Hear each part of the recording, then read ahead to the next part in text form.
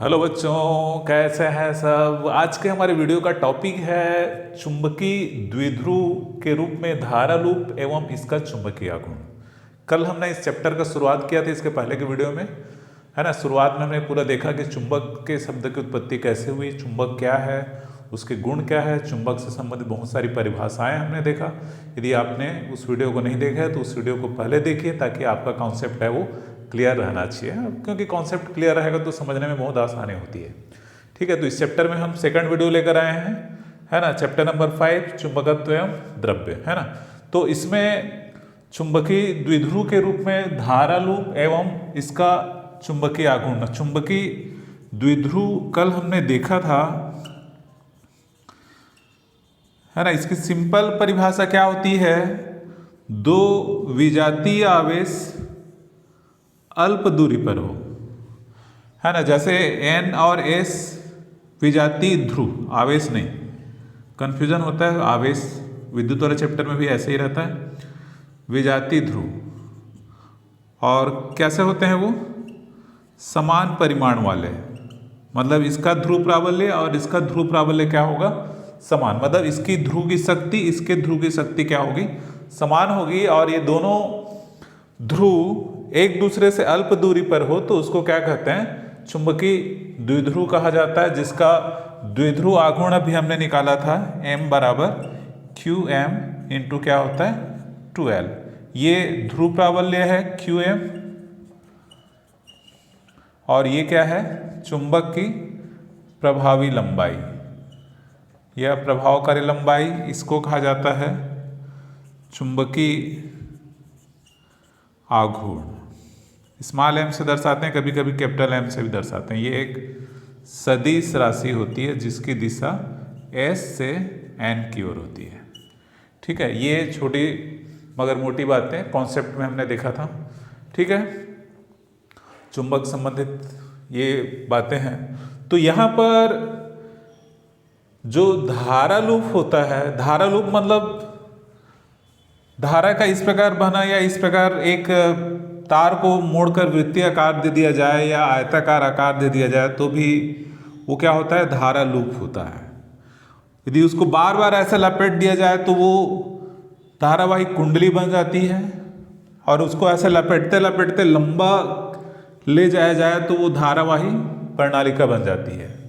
तो ये सब भी क्या होते हैं? चुंबकीय द्विध्रुव के रूप में होते हैं। ये भी चुंबकीय द्विध्रुव है, ये भी चुंबकीय द्विध्रुव है, ये भी चुंबकीय द्विध्रुव है। मतलब जैसा एक छोटा दंड चुंबक या एक छड़ चुंबक जिसको हम कहते हैं चुंबकीय द्विध्रुव के रूप में कार्य करता है, उसी प्रकार धारावाही लूप या धारा लूप या धारावाही कुंडली या धारावाही प्रणालिका, ये भी चुंबकीय द्विध्रुव के रूप में कार्य करते हैं।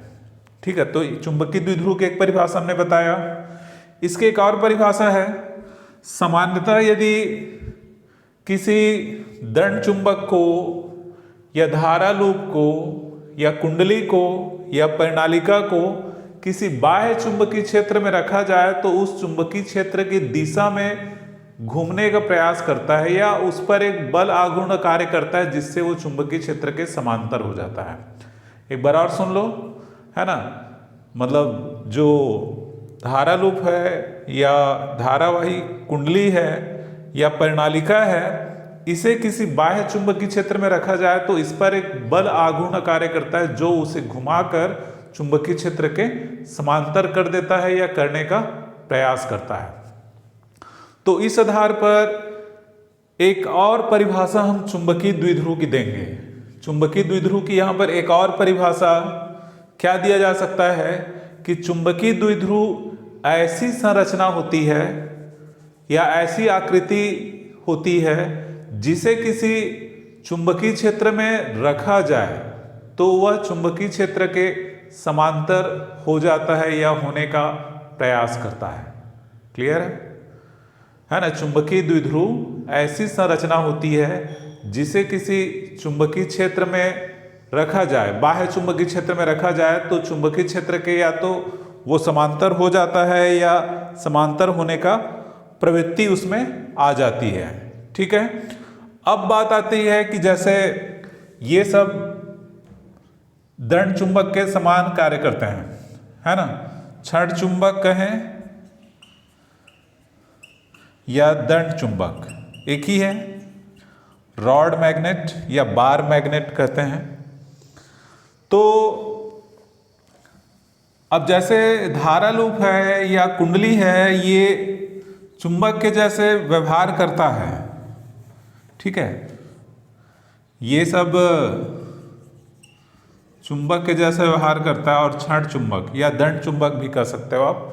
तो उसके जैसा व्यवहार करता है, तो इसका क्या होना चाहिए, उत्तरी और दक्षिणी ध्रुव होना चाहिए। तो ये किस तरफ होगा इसको भी हम देखें, है ना। तो इसके लिए क्या किया जाता है कि जैसे हम मान लो यहां से देख रहे हैं, एक दिशा से देखने पर, है ना, ये लूप इस प्रकार से है, इस दिशा से देख रहे हैं तो धारा कैसे बह रही है यहां पर, क्लॉकवाइज, है ना। धारा यहां पर क्लॉकवाइज बह रही है, दक्षिणावर्त है, मतलब कैसे है, ऐसे, ठीक है।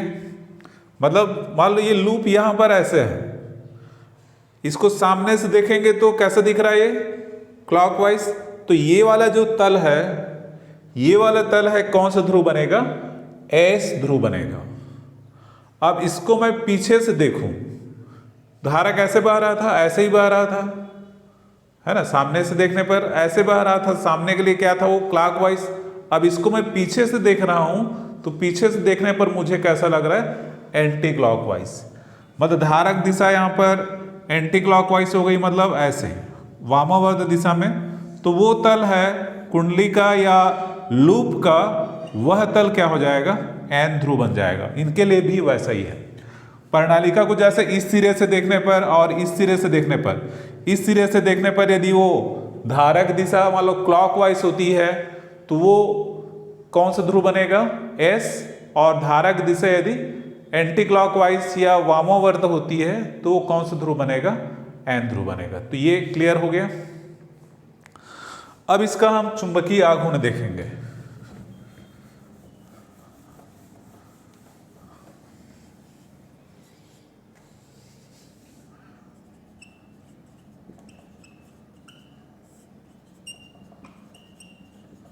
चुंबकीय आघूर्ण, है ना। जैसे एक लूप लेकर चल रहे हैं हम, ये एक लूप है ना, जिसमें मान लो ये इस प्रकार धारा बह रही है, ठीक है। इसका धारा कितनी बह रही है इसमें, और आई, ठीक है। यहां पर चुंबकीय क्षेत्र कितना है, बी, क्षेत्रफल ए, ठीक है। मतलब यहां पर ए क्षेत्रफल वाला एक धारा लूप है, जिसमें धारा आई बह रही है, इसे बी तीव्रता वाले चुंबकीय क्षेत्र में रखा गया है। तो उस पर एक बल आघूर्ण कार्य करता है, जिसका मान होता है आई ए क्रॉस बी, ठीक है। ये चैप्टर नंबर 4 में आपने पढ़ा है ना। किसी धारा लूप को चुंबकीय क्षेत्र में रखें तो उस पर इतना बल आघूर्ण कार्य करता है। चैप्टर नंबर 4 को आप पलट कर देखेंगे तो आपको मिल जाएगा ये आर्टिकल, ठीक है।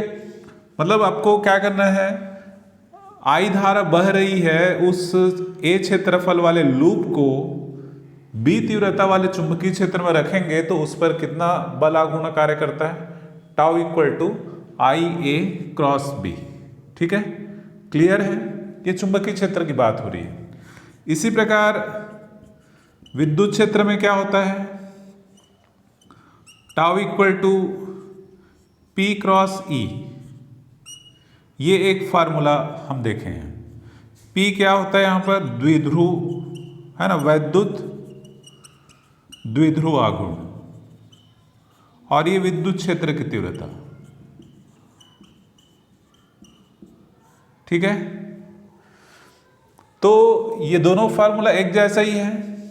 तो इसकी क्या कर रहे हैं यहां पर, इससे तुलना, इस फार्मूला का इस फार्मूला से तुलना करें तो ये P बराबर क्या होगा, I इंटू ए P बराबर I इंटू ए। P यहाँ पर वैद्युत द्विध्रुव आघूर्ण है, पर ये चुंबकीय क्षेत्र की बात हो रही है, क्योंकि ये चुंबकीय क्षेत्र में है, इसलिए P के बदले हम क्या लेंगे, M। तो M इक्वल टू क्या हो जाएगा, I इंटू ए, ऐसा, या परिमाण के रूप में लिखेंगे तो M इक्वल टू आई ए। ठीक है, तो M इक्वल टू आई ए ये होगा धारा लूप का चुंबकीय द्विध्रुव आघूर्ण, है ना, धारा लूप का चुंबकीय द्विध्रुव आघूर्ण। अब इसकी दिशा की बात करें तो इसकी दिशा इस तरफ होगी। ठीक है, इसमें धारा एंटी क्लॉकवाइज मार रहा है, मतलब ऊपर का तल, ऊपर का तल क्या हो गया, नॉर्थ, नीचे का तल क्या होगा, साउथ। तो साउथ से नॉर्थ के डायरेक्शन में होता है इसका दिशा, है ना, जो चुंबकीय द्विध्रुव आघूर्ण, है ना, चुंबकीय द्विध्रुव आघूर्ण की दिशा है वो किस तरफ होती है, दक्षिण से उत्तर की ओर, इसलिए ऊपर, क्योंकि ऊपर का तल है उत्तरी ध्रुव है, नीचे का तल है वो क्या बनेगा, दक्षिणी ध्रुव बनेगा। तो इस प्रकार सिंपल धारा लूप का चुंबकीय आघूर्ण है वो प्रवाहित धारा और उस लूप द्वारा घेरे गए क्षेत्रफल के गुणनफल के बराबर होता है। ठीक है, और इसकी दिशा तो हमने बता दिया, या दिशा के लिए हम ऐसे भी कर सकते हैं कि जैसे ये ऐसा, ये इस प्रकार अंगूठे की दिशा में धारा मान लो ऐसे बह रही है, धारा ऐसे बह रही है, ये क्या हुआ, एंटी क्लॉकवाइज हुआ, तब ऊपर का तल क्या हो गया, नॉर्थ, नीचे का तल, नीचे को देखेंगे ऐसे तो वो क्या हो जाएगा, साउथ। तो धारक दिशा किस तरफ, ऊपर की ओर, मतलब अंगूठे की दिशा में। क्लियर है? ठीक है, अब हम इसी में एक और टॉपिक को ऐड करेंगे। अब हम देखेंगे परिक्रमी इलेक्ट्रॉन का चुंबकीय आघूर्ण। इलेक्ट्रॉन के बारे में आप सभी जानते हैं, ये पदार्थ के अंदर क्या होता है, परमाणु, और परमाणु के अंदर क्या होता है, इलेक्ट्रॉन। ये हमेशा परिक्रमा करता रहता है ना। परमाणु में क्या होता है, धन आवेशित नाभिक होता है और इलेक्ट्रॉन उसकी कक्षा में परिक्रमा करते रहता है। ठीक है, तो ये परिक्रमा करता हुआ इलेक्ट्रॉन दो प्रकार का गति कर रहा है, एक तो कक्षीय गति कर रहा है, कक्ष में घूम रहा है। ओके, कक्ष में घूम रहा है मतलब कक्षीय गति, ऑर्बिटल मोशन जिसको कहते हैं। ठीक है, और दूसरा जब ये घूमता है तो अपने अक्ष में भी घूमता है, जिसको क्या कहते हैं, चक्रण गति। जैसे पृथ्वी गति करता है ना, पृथ्वी सूर्य के चारों ओर गति करता है, अब सूर्य के चारों ओर ऐसे घूमता है और साथ साथ अपने अक्ष पर भी घूमते जाता है, जिसके कारण दिन और रात होती है। ठीक है, ये सब बात तो आप लोग भली भांति जाते हैं। तो इलेक्ट्रॉन भी उसी प्रकार गति करता है, दो प्रकार की गति करता है, कक्षीय गति मतलब अपने कक्ष पर घूमना, मतलब नाभिक के चारों ओर घूमना, और दूसरा अपने अक्ष पर घूमते घूमते घूमते घूमते वो नाभिक के चारों ओर घूमता है, तो ये उसकी चक्रण गति या स्पिन मोशन होता है। तो यदि इलेक्ट्रॉन घूम रहा है तो कक्षीय गति करता हुआ इलेक्ट्रॉन, है ना, एक धारा लूप के समान होता है। हम जानते हैं कि धारा किसके कारण बहती है, आवेश प्रवाह की दर को धारा कहते हैं। यहाँ पर आवेश के रूप में क्या है, इलेक्ट्रॉन। तो ये इलेक्ट्रॉन इस प्रकार किस कक्षा में घूम रहा है, मतलब यहाँ पर धारा भी बह रही है, तो ये एक प्रकार का धारा लूप हो जाता है या धारा लूप बन जाता है। ठीक है, तो धारा लूप का चुंबकीय द्विध्रुव आघूर्ण क्या होगा इस फॉर्म में, इसको हम देखेंगे। तो इसके लिए हम दो प्रकार का, है ना, एक तो म्यू एल और एक म्यू एस, ये कक्षीय द्विध्रुव आघूर्ण और ये चक्रण।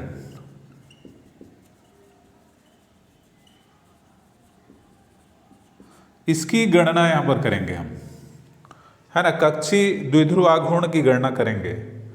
हमने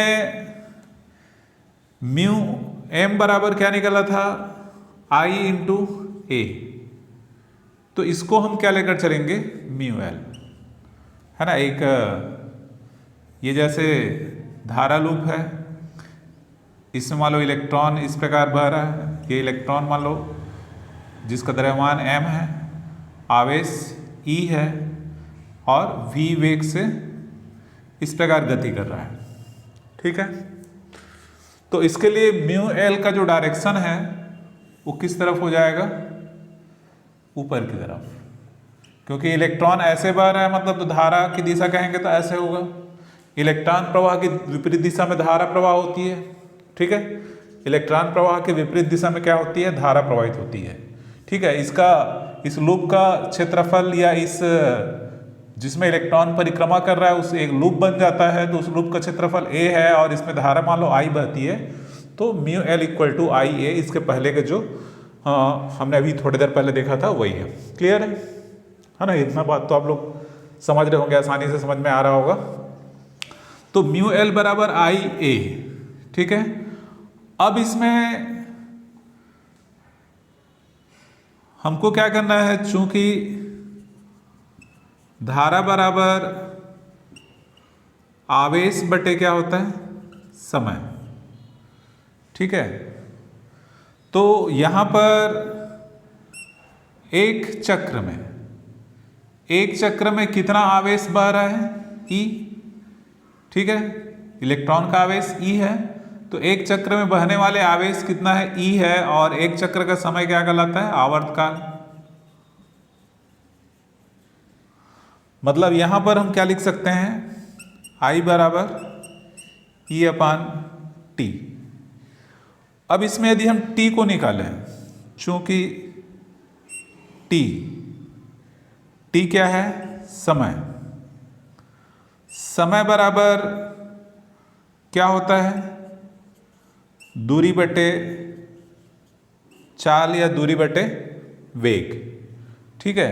तो इस आधार पर T बराबर दूरी, मतलब त्रिज्या मान लो इसका r ले लें, तो एक परिक्रमा करेगा तो कितना दूरी तय करेगा, 2 पाई r, परिधि के बराबर।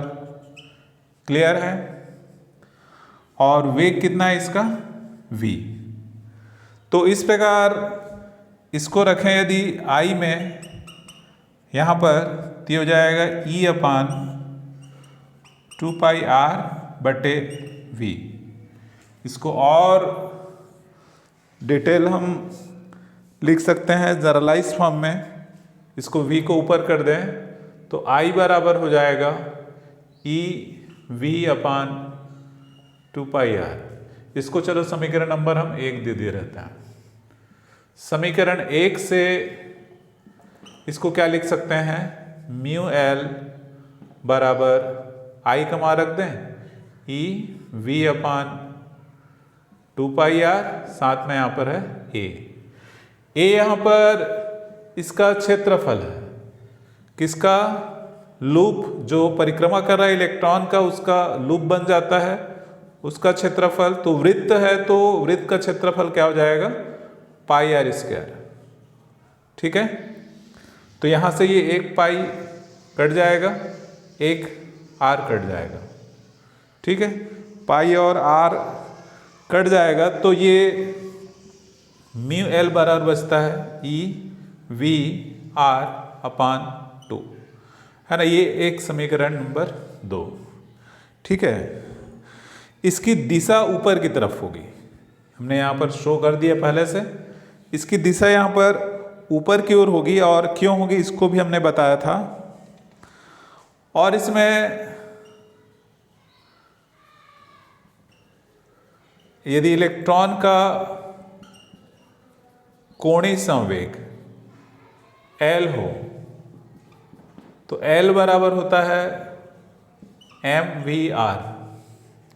कोणीय संवेग का फार्मूला है L इक्वल टू mvr। तो vr का मान यहां से निकालकर समीकरण 2 में रख सकते हैं। तो ये म्यू एल बराबर क्या लिख सकते हैं, वी आर के बदले में ई एल अपान क्या हो जाएगा 2m। तो ये भी एक रिलेशन हमारे पास आता है ना। इसको और हम सरल करेंगे अभी।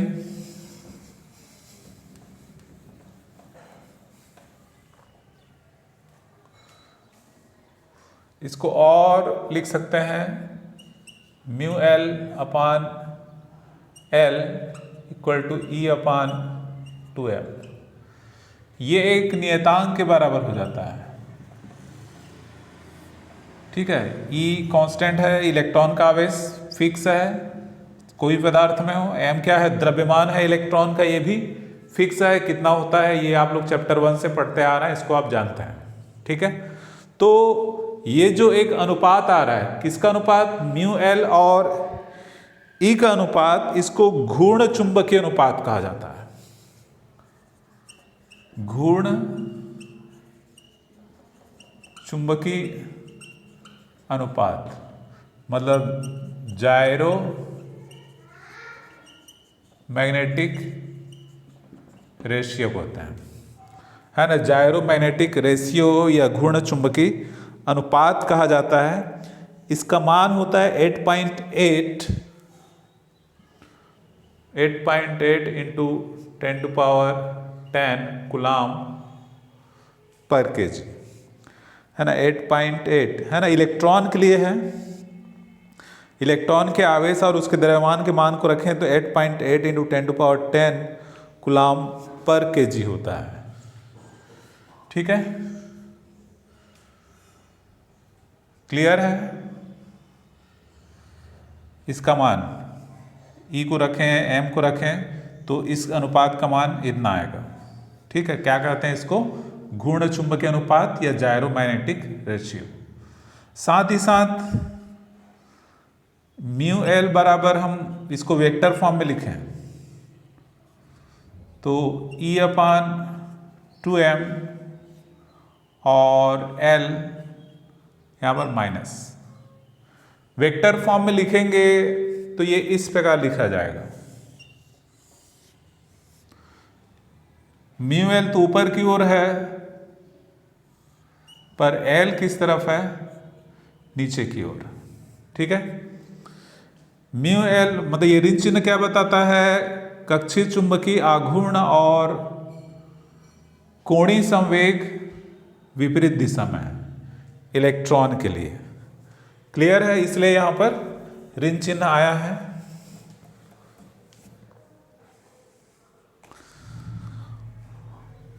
ना, और इसमें एक बोर के परमाणु मॉडल के अनुसार जो कोणीय संवेग h/2π का पूर्ण गुणक होता है। ठीक है, बोर के परमाणु मॉडल के अनुसार कोणीय संवेग h/2π का पूर्ण गुणक मतलब L बराबर n h/2π। ठीक है, n बराबर 1 2 3 ऐसा, मतलब क्या है ये पूर्णांक। h क्या है जानते हैं आप लोग, प्लांक कांस्टेंट। मतलब कोणीय संवेग L बराबर n h/2π। क्लियर है, n का मान पूर्णांक कोई भी 1 2 3 4 ऐसा हो सकता है। तो इस मान को यदि यहां पर रख दें, ठीक है, जो म्यू एल का फार्मूला था, म्यू एल बराबर E/2m इंटू एल था, तो ये h/2π ऐसा, साथ में क्या रहेगा n।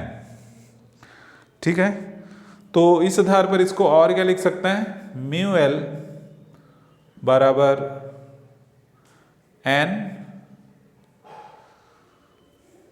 n को सामने लिखा EH/4πm, है ना, म्यू एल बराबर N E H upon 4πm। तो ये यहाँ पर इलेक्ट्रॉन का कक्षीय चुंबकीय द्विध्रुव आघूर्ण। इसी में एक और परिभाषा हम देखेंगे,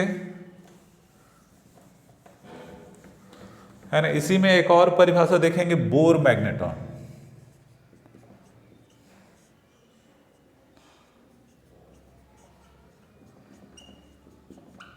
इंपॉर्टेंट टॉपिक है ये, बोर मैग्नेट्रॉन।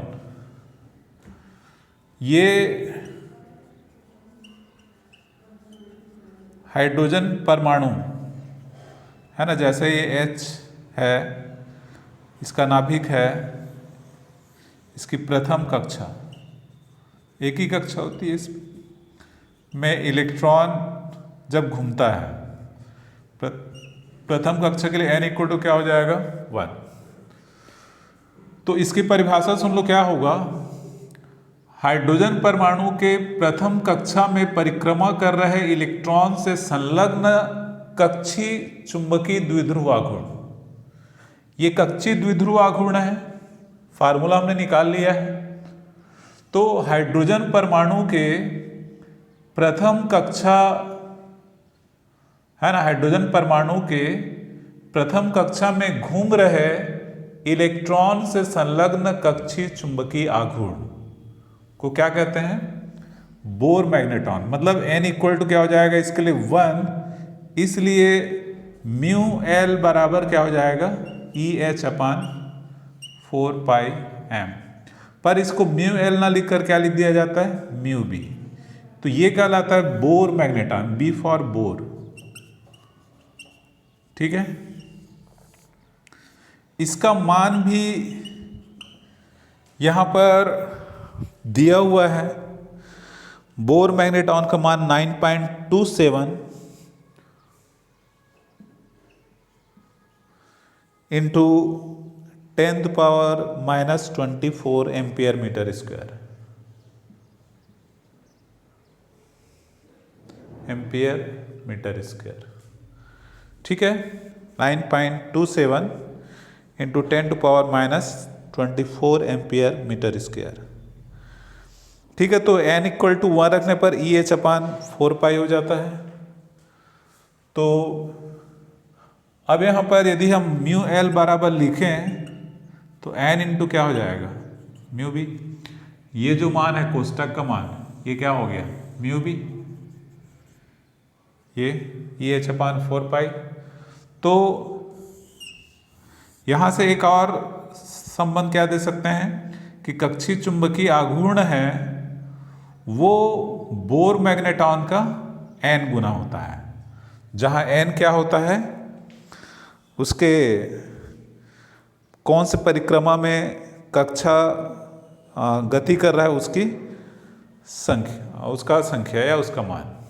ठीक है, बाकी लगभग ये टॉपिक कंप्लीट हो गया। हमने निकाला, ये मेन फार्मूला था हमारा, mu L equal to N E H upon 4πm। यहाँ से हमने निकाला बोर मैग्नेट्रॉन, इसको परिभाषित भी किया, इसका मान भी बताया, एग्जाम में पूछा जा सकता है, इसके अच्छे से तैयारी करें। और म्यू एल, टोटल म्यू की बात करें तो म्यू एल प्लस क्या होगा, म्यू एस। हमने शुरू में भी देखा था, है ना, जो परिक्रमी इलेक्ट्रॉन है तो उस परिक्रमी इलेक्ट्रॉन की दो द्विध्रुव आघूर्ण होगी, एक तो कक्षीय द्विध्रुव आघूर्ण और दूसरा चक्रण द्विध्रुव आघूर्ण, स्पिन, एस फॉर स्पिन। तो कुल चुंबकीय आघूर्ण है वो दोनों प्रकार के चुंबकीय आघूर्ण के योग के बराबर होगी। ठीक है, तो बच्चों इस वीडियो में इतना ही। आप इसको अच्छे से अध्ययन कीजिए, एक बार में समझ नहीं आता तो दोबारा देखिए और नोट्स जरूर बनाएं वीडियो को पॉज करके। और आपको अच्छा लगा हो तो हमारे चैनल को लाइक करें, शेयर करें, सब्सक्राइब करें। Thanks for watching.